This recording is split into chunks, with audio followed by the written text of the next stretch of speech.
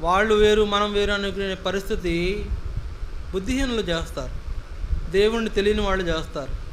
సహవాసం యొక్క అనుభవం రాని వాళ్ళు చేస్తారు.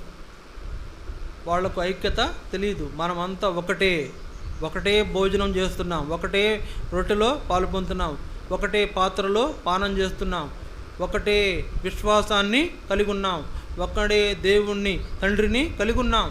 మన విశ్వాసం ఒకటే, మన బాప్తిస్మం ఒకటే, మన భక్తి ఒకటే, మన మందిరం ఒకటే, మనం పాలు పొందబోయే బలలో పాత్ర కూడా ఒకటే పాత్రలో పాలు పొందుతున్నాం. ఇప్పుడు మాట విషయంలో పలు విధాలు అంటే అది మనకు మంచిదా కాదా అంటే ఏం చెప్తాను చెప్పండి. ఒకటే మాట మీద మన విధులు వేరు, వాళ్ళ విధులు వేరు, వాళ్ళ వీధి వేరు, మన వీధి వేరు, వాళ్ళ కులం వేరు, మన కులం వేరు, వాళ్ళ జాతి వేరు, మన జాతి వేరు, వాళ్ళ రంగు వేరు, మన రంగు వేరు.